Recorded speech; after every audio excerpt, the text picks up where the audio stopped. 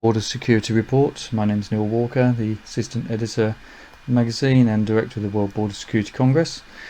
Brought to you from lockdown situation as a result of the coronavirus pandemic, but delighted we're still able to communicate with you in such circumstances.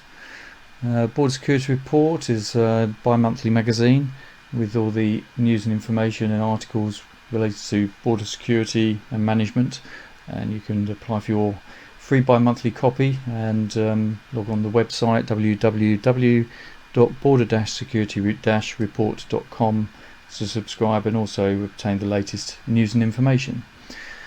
We also organise the World Border Security Congress, which will be on November the 24th to the 26th, postponed from earlier this year as a result of the pandemic, but hopefully you can join us in Athens, Greece for the next issue, which will be an exciting discussion following some of the latest challenges that have come up as a result of this year's pandemic.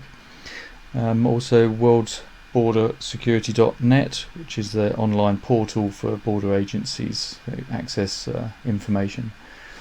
So without further ado, I'd like to introduce latest webinar which will be on coronavirus pandemic and its efforts on safe and dignified migration in West Africa, brought to you with Justice Cornelius Amivor, the Assistant Commissioner of Immigration for the Aflao Sector Commander in Ghana Immigration Service, and Albert Sior Boateng, the Director of Free Movement of Persons at the ECOWAS Commission.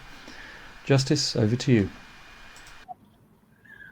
Thank you, Neil, and it's nice having you online to discuss the issues of the coronavirus and how it's affecting safe migration in West Africa.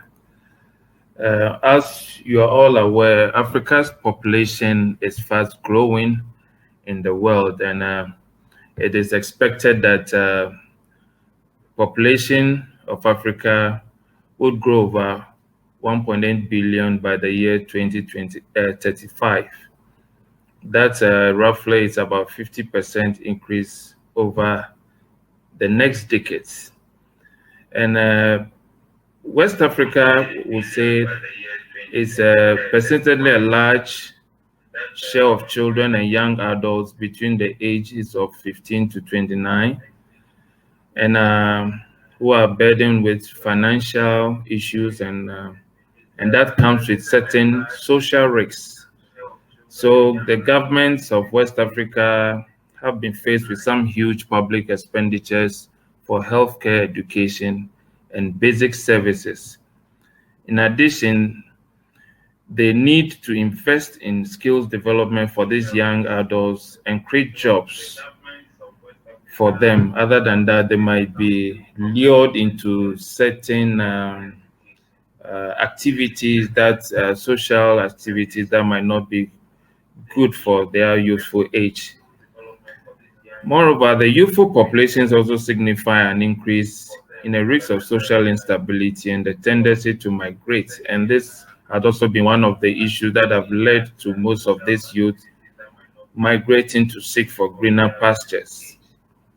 So in our context here, there's a widespread of unemployment and other forms of socioeconomic and or political marginalization that has compounded this risk of the West African citizens migrating into other member states or into the third world countries for greener pastures. While the total population growth is important for the socioeconomic prospects of West Africa countries, the age structure of the population is just as crucial. West Africa population accounts for about 30% of Africa's population, from roughly 367 million people today. It is expected to increase to almost 570 million by 2035, with the challenges to keep pace and satisfy the needs of a rapidly growing population, which are enormous. But notwithstanding, we all know that West Africa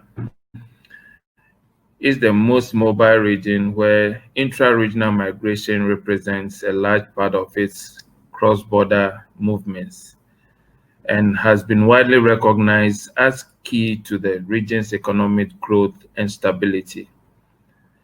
The recent migration dynamics between ECOWAS member states and Europe have further highlighted the importance of improved migration management. So to facilitate these cross-border movements, the ECOWAS flagship protocol have been revised to ensure free movement of goods and persons through the sub-region land space. And the free movement protocol talks about the right of entry, the right of residence, and the right of employment in member states. The West African borders and ports are busy places with tens of thousands of goods, cargo containers, and hundreds of millions of regular and irregular travelers moving through our borders in the sub-region, as well as entering third country each year, with hundreds of thousands of unauthorized migrants seized, arrested, detained, or turned away. At the same time, hundreds of thousands of unauthorized migrants are illegitimately recruited and have their rights abused. Thousands of kilograms of illicit drugs and other contraband are smuggled into the sub-region, and tens of thousands of migrants may be victims of human trafficking. So we could see from our earlier introduction that these issues in West Africa, border management has been so complex in terms of border security, and that the law enforcement agencies and other security operatives are making sure to prevent the irregular flow of people and goods across the sub-regional borders, while expediting the safe flow of lawful travel and commerce, ensure security and resilience of global movement systems, and disrupt and dismantle transnational organizations that engage in smuggling and trafficking across the region.